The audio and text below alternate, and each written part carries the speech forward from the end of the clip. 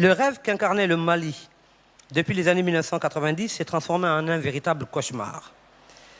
Dans l'essai sur les raisons de la violente crise politique qui agite le pays depuis 2012, Mohamed Amar en fait démontre que l'une de ses premières raisons d'ordre politique réside dans les fragiles soubassements du système politique malien. Et ça, on va beaucoup en parler parce qu'il relève un certain nombre de défis à relever. Et je pense que c'est très pertinent. Le système politique malien est en effet en proie, et en fait depuis les années 60, à des visions fantaisistes et à des promesses démocratiques illusoires.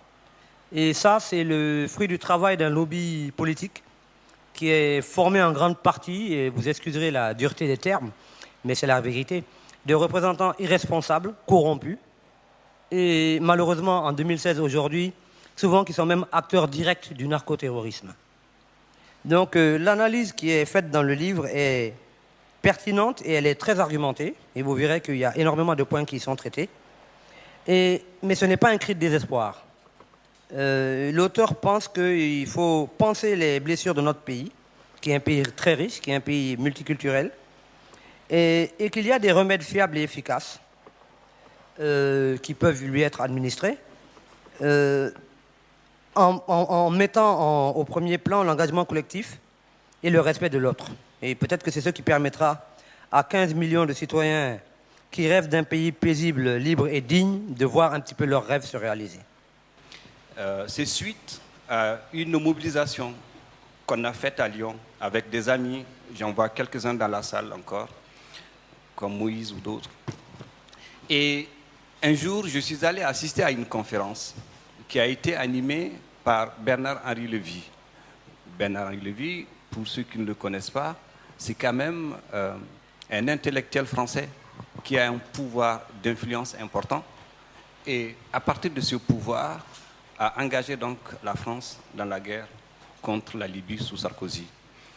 Et ce jour-là, il était venu débattre donc dans un café, pas un café, un théâtre d'ailleurs, organisé par un institut qui s'appelle Village Gilet, du droit d'ingérence. Le droit d'ingérence, comme rappelez-vous de Biafra. Et de fil en aiguille, avant de terminer son propos, il dit ceci. Par rapport à la situation du Mali, je le cite, je pense qu'il est important pour une solution durable de prendre en compte la question Touareg. On était en 2012, donc le Mali était complètement en situation conflit important.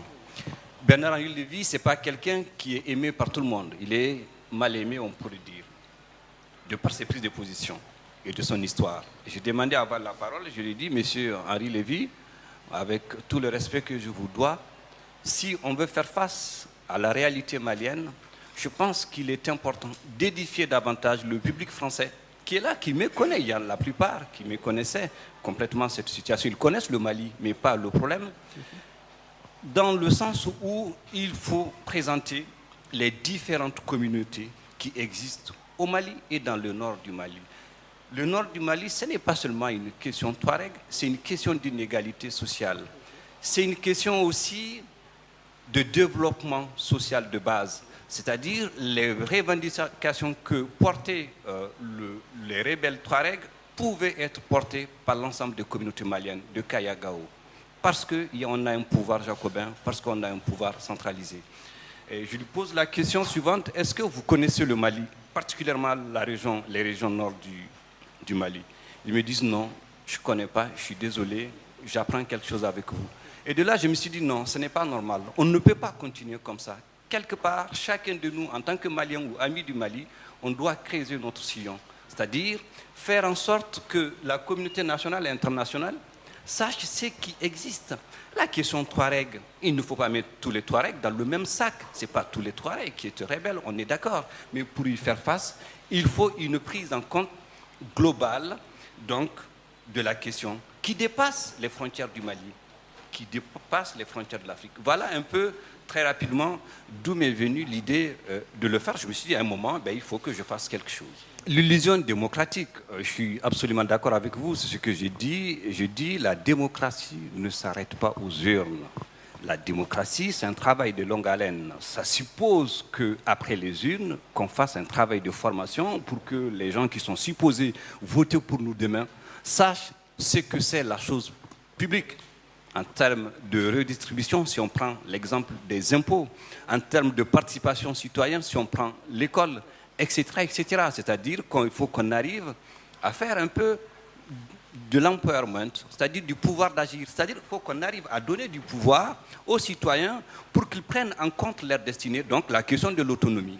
Alors, c'est pour cela que je dis que nous tous, tous les Maliens, sans exception, on a participé à cette chimère démocratique. Je dis comment? Tout simplement parce qu'à un moment, on n'a pas été capable d'alerter, de dire stop, nous sommes en train d'aller dans un gouffre. Faisons attention. Qu'il s'agisse des intellectuels, qu'il s'agisse des citoyens, qu'il s'agisse des politiques, de l'ensemble de la société et des corps de la société. Il s'agit des juristes, etc., etc. Et là, ce travail-là n'a pas été fait. Et quelque part, ce n'est pas jeter la pierre à quelqu'un de dire que nous, à un moment, ce n'est pas lié au pouvoir de X ou de Y. La société malienne n'a pas fonctionné. On n'a pas fait un travail de ce que j'appelle un travail d'autocritique.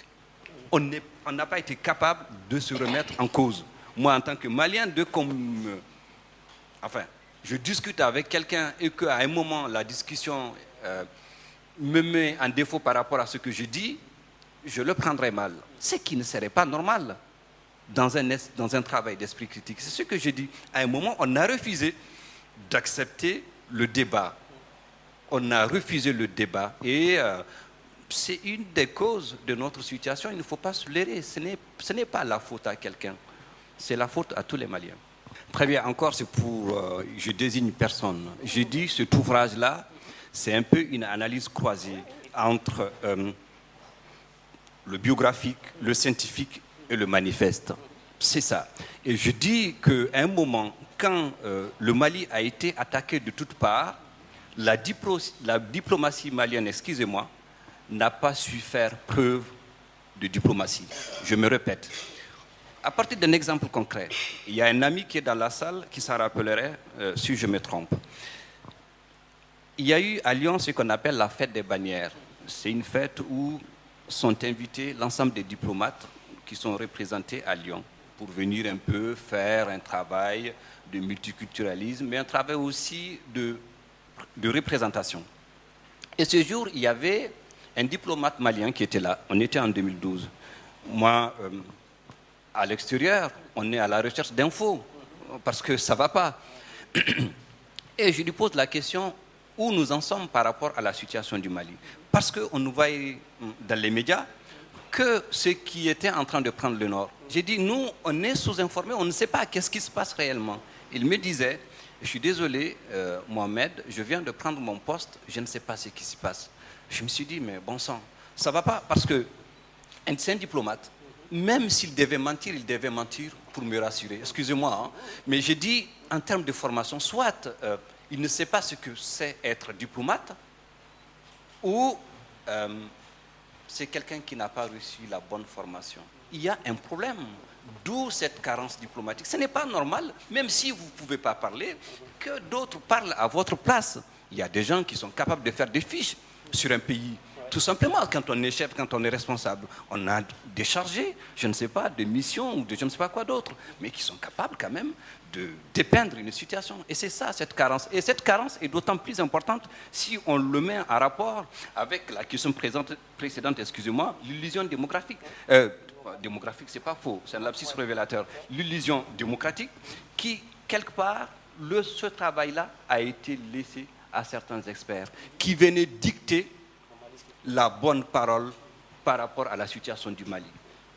Voilà un peu comment je peux vous dire ce qu'il en est par rapport à cette carence. Et ça a été aussi une de nos causes, de notre faiblesse. Et ça, pour moi, c'est un consensus mou, mais qui nous vient, en fait, du pouvoir des années 70 jusqu'aux années 90. Vous suivez mon regard. Et je pense que on a le consensus tel qu'il a existé dans la Grèce antique, ou le consensus tel qu'on l'a vécu avec des grands écrivains comme Léon l'Africain, quand il est venu en tant qu'ambassadeur pour rencontrer les gens de Tombouctou, de Gao, etc. Ça remonte. Ce consensus-là, ou dans le consensus quand il s'agit de la charte de Kouroukanfouga, le Mandé par exemple, ce consensus-là n'existe pas comme il avait existé.